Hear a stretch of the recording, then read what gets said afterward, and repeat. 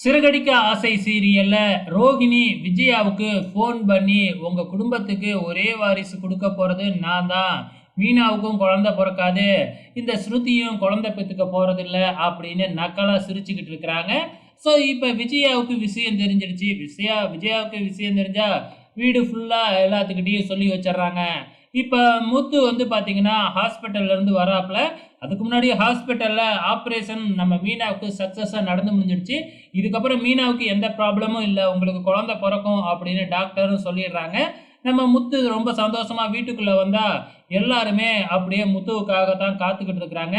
வந்த உடனே நம்ம அண்ணாமலை மீனா எங்க அப்படின்னு சொல்லி கேட்க, நம்ம முத்து இருந்துக்கிட்டு அவங்க அம்மா வீட்டில் இருக்கிறாங்க, இன்னைக்கு நைட்டு அங்கேயே தங்கிக்கிறேன்னு சொல்லிட்டா அப்படின்னு சொன்னதுதான். நீயும் பொய் சொல்ல ஆரம்பிச்சிட்டல அப்படின்னு அண்ணாமலை கேட்குறாப்புல. அதுக்கப்புறம் தான் வந்து பார்த்தீங்கன்னா எல்லா விஷயத்தையுமே சொல்கிறாங்க.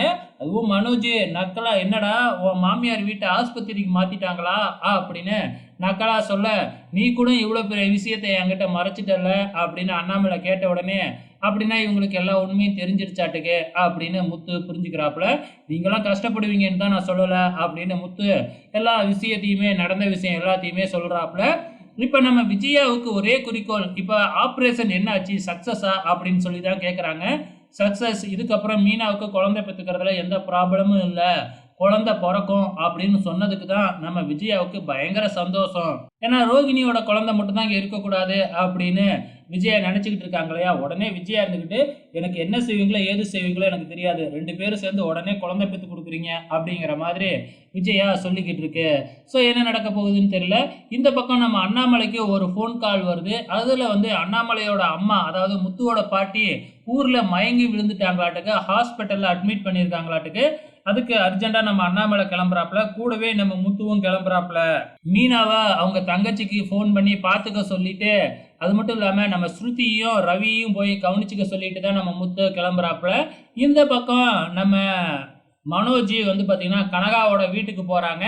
ஸோ கனகாவோட அம்மா கிட்ட பணத்தையும் வாங்கிக்கிட்டு கனகாவோட சேர்ந்து வாழாமல் நிற்கிறாப்புல இல்லையா.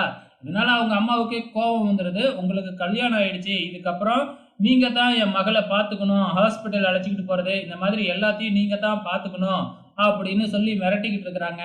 கனகாவும் வந்து என்னை வெளியில் அழைச்சிக்கிட்டு போ, பார்க்குக்கு அழைச்சிக்கிட்டு போ அப்படின்னு சொல்லி கூப்பிட்டுக்கிட்டு இருக்கு. மனோஜும் வேற வழியே இல்லாமல் அழைச்சிக்கிட்டு போக ரெடி ஆகுறாப்புல. நாளைக்கு என்ன நடக்கும் அப்படிங்கிறத பொறுத்திருந்து பார்க்கலாம்.